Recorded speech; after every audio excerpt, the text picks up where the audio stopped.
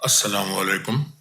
My name is Muhammad Ali Khan Clement John, and this is channel CQ97. In continuation of my lectures on critical discourse analysis, the topic today is intertextuality. Straight away, two very important points come to mind. The first is in the form of a question. What relevance does intertextuality have to the subject of critical discourse analysis? And the second point is that intertextuality is a study or a topic which is an ongoing concept. So I have actually now tried to bring the most important opinions that matter. The first will come from Julia Kristeva. Now, this lady, born in Bulgaria, but has spent her teaching career in France and in America. Then there is Roland Barthes. Roland Barthes is French. Then I bring you the opinion of Boris Gasparov. And then we have James E. Porter. These people have opinions which really matter. Julia Kristeva is, in fact, is the most important name over here because it is she who is credited with having coined the term intertextuality. Let's say she invented the term intertextuality. And what does she say about it? The word intertextuality comes from the Latin word intertexto, which means to intermingle while weaving. I want you to keep in mind the word intertexto and relate it with the word with which I'm sure you're very familiar, and that is the word textile. Because we call cloth textile, and cloth is always woven. Create a mental picture in your mind of threads, the way they are woven in a length of cloth. Because as Julia Kristeva says, and others also say, that a text is actually woven out of various different threads which come from other texts. Kristeva's words also come here, a passage of one sign system to another. When she talks about intertextuality, she explains that intertextuality demonstrates or constitutes a passage of one sign system to another. And when she talks about a sign system, let's make it simple over here. Let's simply say that it means language. But I want to give you an example over here because one of the sign systems which are used very much these days is the emoji. One of them is an emoji of joined hands. Now, joined hands, it's a way of greeting people. It's a sign of submission, but we also look at that emoji as a way of apologizing because joining our hands together can also mean apology. Now, that is a sign system which has traveled from one language to another or from one culture to another. There are many other examples also, but I think this should suffice. Other words by Julia Kristeva are that any text is the absorption and transformation of another. Well, this sentence is a bit extra because the main thing is when she uses the word intertexto, which means textile, something which is woven together. So, Julia Kristeva's concept of intertextuality is that a text is woven out of other texts. And Roland Barthes, his words are, the text is a tissue of quotations drawn from the innumerable centers of culture. Here, the word which we really must keep in mind is the word tissue. That's such a common word. I'm sure you must be thinking that why am I bringing this to your mind? Well, the fact is that tissue also means something which is woven, which has threads in it. Now, when you think of a paper tissue, I'm sure you do not think of it that way. But some of you must be knowing that even flesh, human or animal, is also known as tissue, and that is, it has its own threads or shreds which are woven together. Now, Roland Barthes, he says that a text is a woven tissue of quotations. Now, this is a very strong word, and in fact, Roland Barthes sometimes becomes a bit controversial when he uses very strong language, because what you and I understand by the word quotations doesn't really mean what he means.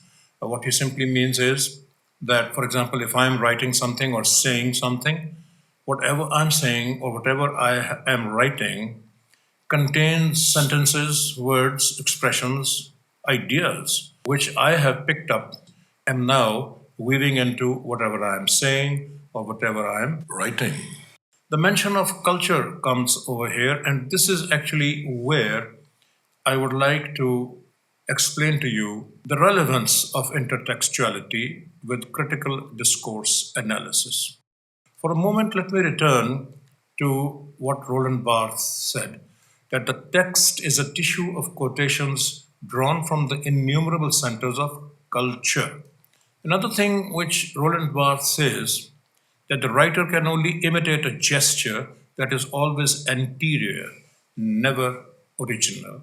The word anterior here can be confusing because the first meaning that you encounter in the dictionary, anterior is actually the opposite of posterior. Now, posterior, when it means back, then anterior would mean front.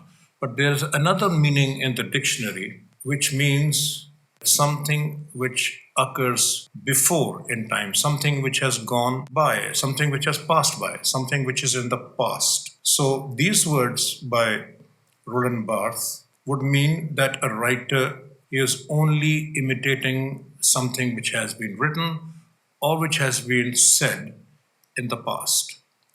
According to Roland Barthes, no writer is ever original.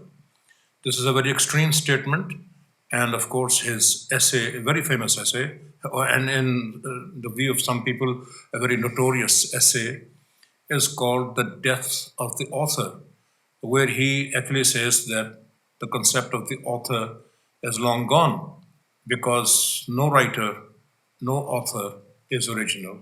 Then we see as to what Boris Gasparov has to say about intertextuality.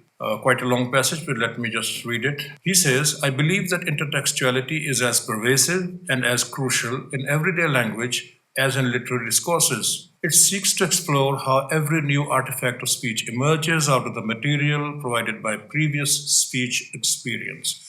Now, I actually read all this simply to demonstrate to you that most of the things which these great scholars say are usually heavy with verbiage, heavy with words.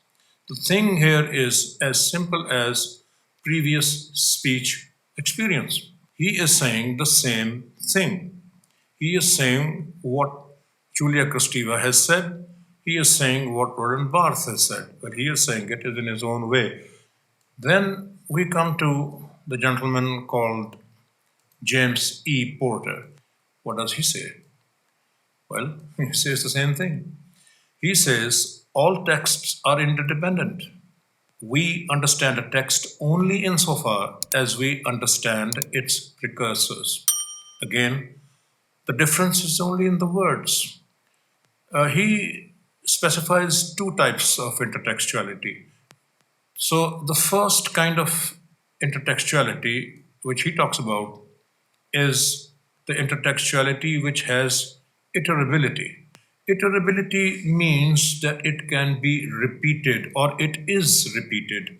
People use it again and again. Then we see that iterability consists of citations, allusions, references, quotations, current phrases, traditional idioms, and cliches. I'll talk about these, all of them. Citations.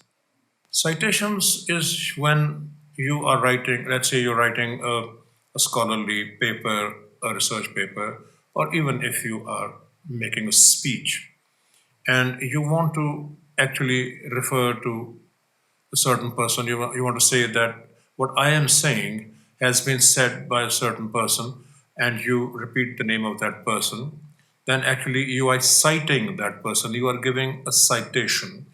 So of course, this I think it's simple to understand that whenever people make speeches or write scholarly papers, or even when they are relating incidents, they give authorities, they cite authorities, and those are citations. And whenever some topic, for example, when I talk about drama, now and again, Shakespeare comes up.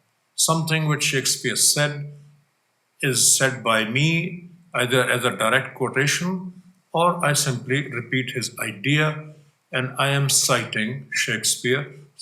And if someone else does the same thing, that will be again iterability because it is being repeated. Allusions and references can be taken to mean the same thing, but the difference is, I'll explain it to you. If I simply talk about someone, then that is an illusion. If I talk about what that person has said or done, then that is a reference. And then quotations. That's a simple word, I think. I really don't have to explain it to you. Everyone uses quotations, or at least most people do, when they write something or they say something. And current phrases. Now, current phrases, and then you have the traditional idioms. These should be seen together. Let me first look at traditional idioms. I'll tell you about current phrases. Now, traditional idioms are the ones which actually have gone out of fashion but can still be used. For example, the ones you used to see in the grammar books, like running from pillar to post and burning the candle at both ends, or a far cry from, and such kinds of phrases. Those were the traditional ones, and not being fashionable or very acceptable these days, but can still be used and can be very intelligently used by good writers and speakers. Those would be the traditional ones, the old ones. And the ones which are current these days, which are fashionable these days, these are the current phrases. And everyone uses them. For example, these days when people talk, in fact, even that has become a bit old, but when people say at the end of the day, or when people talk about the bottom line, these are phrases which can be considered to be current, although they are also slowly going out of use. Then cliches. Now, cliches are the ones which have been hackneyed, which have been used, phrases and words which have been used so much that when they are used, the usual reaction is one of dislike, or maybe even people get amused. But these are the things which are used again and again: allusions, references, quotations, current phrases, traditional idioms, and cliches. And of course, I must say over here that even if someone tries to write something very, very original, some of these will certainly come into his writing or even in whatever he speaks. Then there is this presupposition. What is that? Example which almost every text gives, and the one which I am going to give you, is that in English there was always a tradition that whenever someone began to tell a story, especially a fairy story, then the words with which this fairy story was usually begun were once upon a time. And I think every language has it, because even in our language, Urdu, we have ek dafa ka zikr hai, and that means that a story is coming along. That is called a presupposition. There are others also, because if I simply begin with the word moreover. Now, when I say moreover, you will at once suppose that I must have been saying something before this. And that is why I am beginning whatever I am going to say with the word moreover. That is presupposition. So there you are now. Do let me know in the comments below what future topics you would like to hear from me. Thank you, and I'll see you in the next lecture.